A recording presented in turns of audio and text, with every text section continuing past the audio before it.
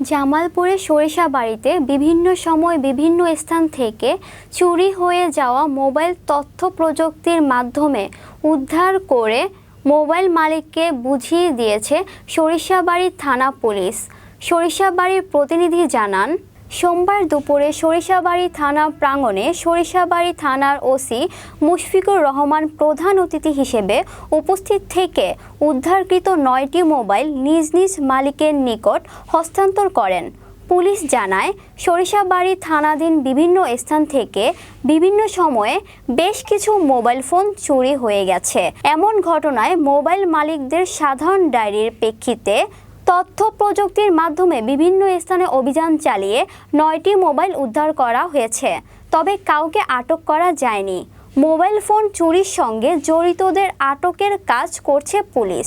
এ সময় সরিষাবাড়ী থানার ভারপ্রাপ্ত কর্মকর্তা ওসি মোহাম্মদ মুশফিকুর রহমান, সরিষাবাড়ী থানার তদন্ত officer Faisal Ahmed, SI Shibbir Ahmed, ASI Zahir Raihan, ASI Mostak সহ পুলিশের বিভিন্ন কর্মকর্তা এবং উদ্ধার করা মোবাইল মালিক ও সাংবাদিক বৃন্দ উপস্থিত ছিলেন।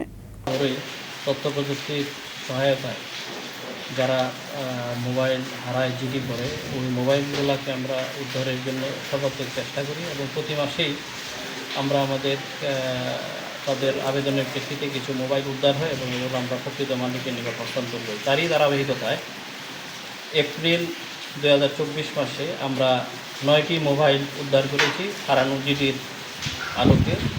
9টি মোবাইলের মধ্যে স্যামসাং, ওপো, ভিভো, রেডমি সহ বিভিন্ন ব্র্যান্ডের এই 9টি মোবাইলই আমরা যারা জিডি করেছেন তাদের নিকট আমরা হস্তান্তর করছি।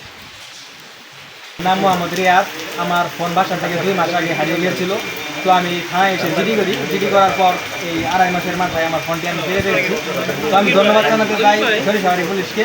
আর আপনারাও ফোন হারিয়ে গেলে অবশ্যই এসে আপনারা জিডি করবেন। অনেকের ধারণা যে জিডি করলে ফোন পাওয়া যায় না, কিন্তু অবশ্যই জিডি করবেন, জিডি করলে ফোন পাওয়া যাবে।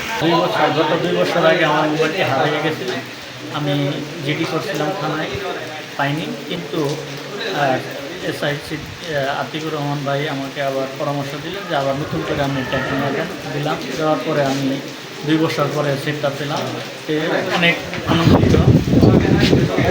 বাংলাদেশ পুলিশকে অসংখ্য ধন্যবাদ যে জিডি করার পরে আমি এই সেটটা পেলাম।